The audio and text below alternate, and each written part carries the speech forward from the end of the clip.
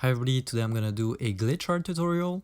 So it's a tutorial in Krita and basically using the gimmick filters to make interesting results.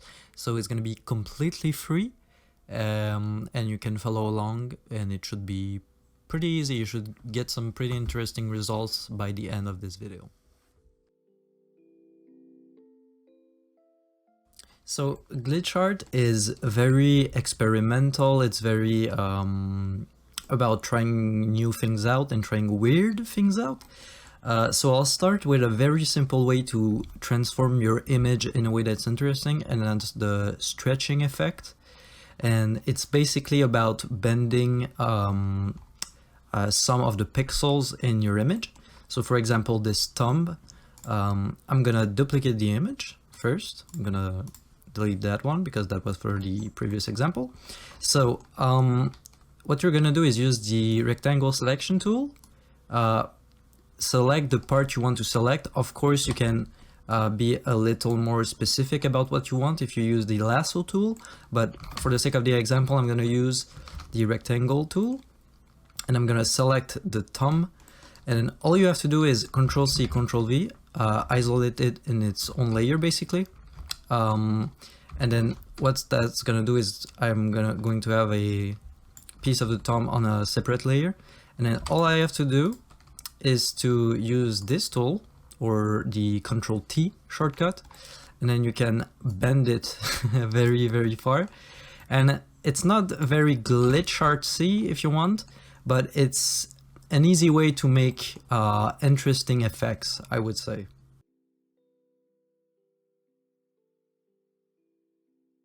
So this next effect is my personal favorite because it's very simple and very powerful. So you're gonna want to open gmik for that. You can find gmik in filters and start gmik.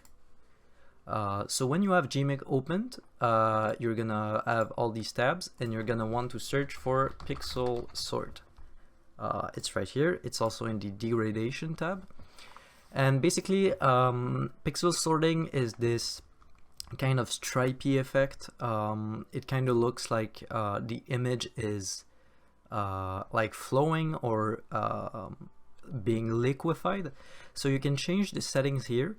It's gonna vary from image to image because not all image have the same amount of red, green, blue or contrast. So it's really about playing with the settings and playing with what kind of result you're trying to get. You can also invert the mask.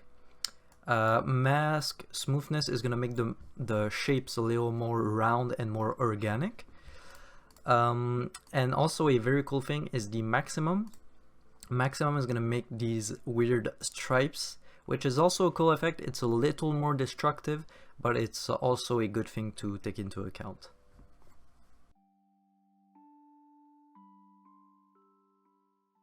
So one of the most destructive effect in Krita is, well, not in Krita, but in gmik, is UltraWarp. And it's actually, we're going to go back in gmik. It's in the degradation tabs again, and it's here. So the thing about UltraWarp is that it's kind of random, so you cannot expect to get consistent results, but it's also a very cool effect. I recommend in the warping tabs to put it to 1 iterations and to drop down the intensity so the picture is actually still kind of visible. So then it's gonna render out. It's gonna take a little bit of time, but the effect is very worth it in my opinion. So we'll wait. Okay. And it gives us this very warped and glitchy kind of effect. And it's it can also duplicate some parts of the image, and it's a very quick way to get a powerful result. So I'm gonna use all the tricks we've learned today to make an interesting glitch art piece. So I'm gonna start by duplicating this layer. I'm gonna use the rectangle selection tool and I'm gonna take a piece of the teeth. I'm gonna duplicate it by Control C, Control V. So now I have it on its own layer. I'm gonna use the Ctrl-T shortcut or the transform tool to drag this down. I'm gonna drag this down all the way down. And I'm gonna, that's something I didn't show, but I'm gonna make a new layer from visible. So it's gonna put everything that's visible on its own layer. I'm gonna go into filters, gimmick, and I'm gonna use the pixel sorting effect. So we'll try to make something not too destructive. We're gonna try intensity maybe, or luminance. I'm gonna turn the mask smoothness because I kind of want a destructive look. So that's pretty good. I like it like that. So I'm gonna just do this, and then finally I'm gonna use UltraWarp to kind of blend everything in a glitchy vibe. So I'm gonna drop the intensity and the iterations. So it's here. I'm gonna just drop the intensity a little bit more and then apply. And then let's see what we're gonna get.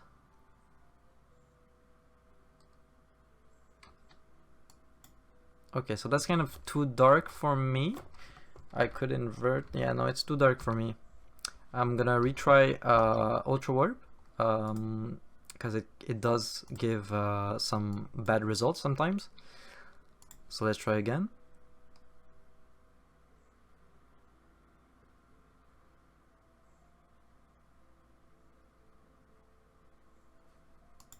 Okay, that's pretty interesting. I kind of like it. So a good way to make your work more uniform and stand out a little more is to have a good color palette. And to do this easily, you can use gradient maps. And I recommend Rakurri gradient map set, which is a free Krita pack. The link is in the description. I'll show you how to download it now. So installing the gradient maps is actually very easy. All you have to do in Krita is go to settings, manage resources, import resources, go to your desktop or wherever you put the gradient map, and then you're just gonna have to import the gradient map set and then restart Krita and it should be there. So now for a more kind of a post-processing effects, I'm gonna duplicate this image again, and I'm gonna apply gradient maps. So I can apply gradient maps by going into filters, map, gradient map.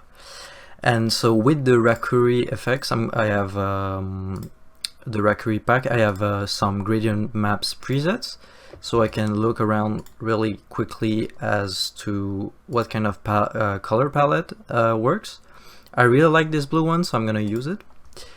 But it's kind of too light, so I'm gonna use I think it's in filter, adjust, and color adjustment curves. And I'm gonna do kind of a curve like that, and it's gonna make the colors darker. So another post-processing cool effect that you can do is in gimmick is going into gimmick, and it's two effects actually. The first one is chromatic aberration, which is a kind of a cool, very cool effect.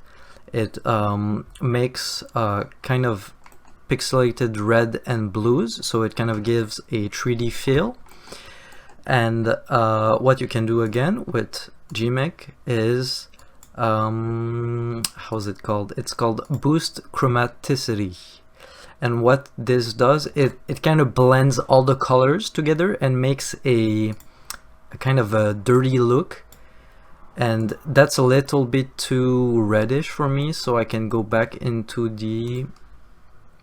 Actually, I'm gonna remove that one, but it can give some good effects if you try it. So I recommend using it. What I'm gonna do too is add grain, which gives it a kind of album cover look, and I really like how it looks after this. And this is basically the post-processing I will do for my own pieces. So that was it for this glitch art tutorial. Let me know if you want a part 2 to this video, and I'll see you in the next one. Good night, my friends.